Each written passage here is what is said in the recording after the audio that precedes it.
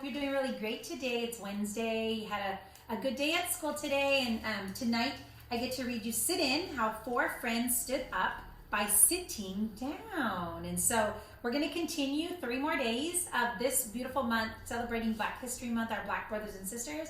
And then next month in March, we get to celebrate Women's History Month. So you're going to learn all about wonderful women of all races and colors that did really great things for our America. So today is Sit In, How Four Friends Stood Up by Sitting Down. And this is written by Andrea Davis Pinkney and illustrated by Brian Pinkney. So, here we go. Hola comunidad de Greenfield, soy su Superintendente Galván, aquí con ustedes leyendo una historia. Y hoy vamos a leer una historia que se llama Siéntate, como 4 amigos pararon para sentar. Y todavía estamos celebrando la historia de los africanos americanos aquí en los Estados Unidos. Tenemos unos 3 más días de leer historias para elevarlos, y luego en el mes de marzo vamos a leer y elevar mujeres, porque es el mes de mujeres. So, gracias por estar aquí con nosotros, niños y niñas. Ojalá que ustedes tomaron un excelente día hoy en la escuela con sus maestros, y vamos a leer y aprender juntos. So here we go. We must meet hate with love. These were Dr. Martin Luther King Jr.'s words that got him started. 4 hungry friends, eager to eat, each took a seat at Woolworth's lunch counter in Greensboro, North Carolina. David, Joseph, Franklin, and Ezel sat quiet and still, with hearts full of hope. With Dr. King's words strong and close, they were college students with a plan. It was February 1st of 1960. They didn't need menus. Their order was simple. They wanted a donut and they wanted some coffee with cream on the side. Woolworth was busy, so the friends waited.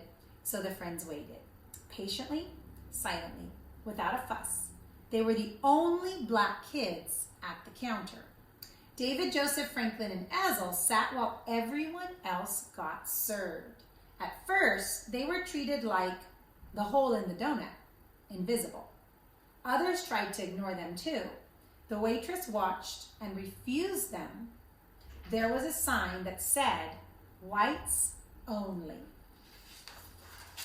This was the law's recipe for segregation. The instructions were easy to follow. Do not combine white people with Black people. Segregation was a bitter mix. Now it was the friends' turn to ignore and refuse. They ignored the law, and they refused to leave until they were served.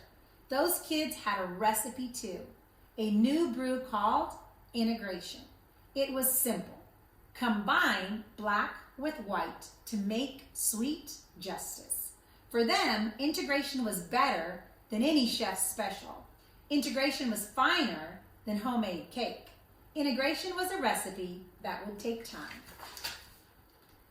So, David, Joseph, Franklin, and Ezel sat quietly and still, with hearts full of hope, with Dr. King's words strong and close. Be loving enough to absorb evil. They sat straight and proud, and they waited for a donut and a coffee with cream on the side. After sitting and waiting and wanting, a police officer finally came. But the 4 friends would not leave. News had already spread about the sit-in. David, Joseph, Franklin, and Ezel got their names in the paper. The next day, on February 2nd of 1960, more students showed up at that lunch counter, sitting still for what was right. No reservations needed at Woolworth's. The students seated themselves. They were dressed in their best clothes, and they were polite, but they were determined. To pass the time, the students read their school books. They wrote in their journals. They finished their homework. They didn't need to read the menu, so they studied for tomorrow's test. What we had started in Greensboro spread faster than a grease fire. There were lunch counter protests in Hampton, Virginia, Nashville, Tennessee, Montgomery, Alabama, Atlanta, Georgia, and so many other southern towns. If lunch counters could go from whites only to all welcome, if segregation can turn to integration, if Black people and white people could break bread together, everyone would pass the test. everyone would score high. An A+ with coffee and cream on the side. But many folks were not motivated to make that grade. As the sit-ins grew, angry people gave the students a big dose of hatred. They served up hot and heaping. Coffee poured down their backs. They put milkshakes in their faces. They had pepper thrown in their eyes. Ketchup, not on their fries, was dumped on their heads. They yelled at the students, "We don't serve your kind. Go home. Goodbye." The students wanted to lash out, but they couldn't. They wanted to strike back, but they didn't. Sitting still was so hard. Practicing peace while others showed hatred was really tougher than any school test. Now there were news cameras filming the sit-ins, and viewers at home were watching it on TV. The students were more determined than ever to show the world the true meaning of peace. So they sat in silence with hearts full of hope, with Dr. King's dream true and close. These were the words that kept them going. We must meet violence with non-violence.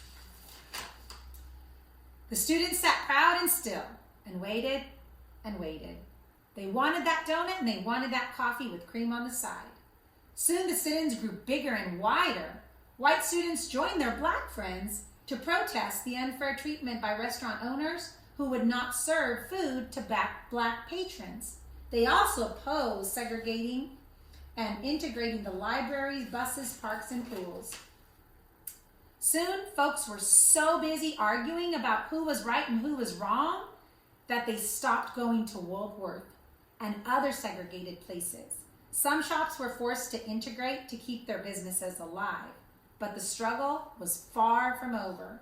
With Ella, the students formed the Student Nonviolent Coordinating Committee, the SNCC. Inspired by Dr. King, they came up with powerful words of their own. These were the words that they came up with. We are all leaders.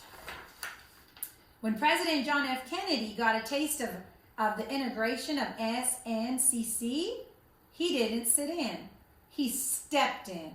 On June 11th of 1963, the president went on TV and he urged America to treat everyone fairly. He then told Congress to take action against segregation. This became the Civil Rights Act of 1964. And on July 2nd of 1964, President Lyndon B. Johnson made the act a law. It banned segregation in public places. The hard work and courage of those brave students finally paid off. The order was simple. A double dose of peace with nonviolence on top. Hold the hate and leave off the injustice. Now the students had the right recipe for integration. The steps were easy to follow. Number 1, start with love. Number 2, add conviction. 3, season with hope. 4, extra faith to flavor. 5, mix black people with white people. 6, let unity stand. 7, fold in change. 8, sprinkle with dignity. 9, bake until golden. 10, serve immediately. And the recipe says, makes enough for all. After weeks of sitting and weeks of backsides aching, after months of being still, when their feet fell asleep, after years of praying for laws to change, when they were so hungry for equality, the young people finally got what they ordered. It was worth the wait. It was served to them exactly how they wanted it to be done. And, oh, integration sure tasted good. These courageous young people enjoyed every bit. They came back to Woolworth for seconds and thirds and for many helpings after that. When the sit-ins were all done, the students left a big tip.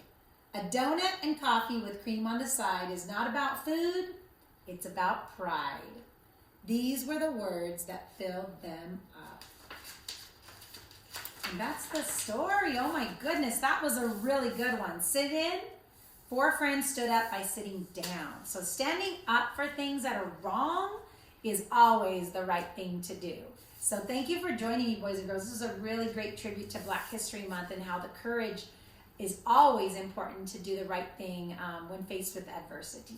So I'm so glad you joined me tonight. I have a couple more for you this week, and I am sending a great big bear hug from our family to yours.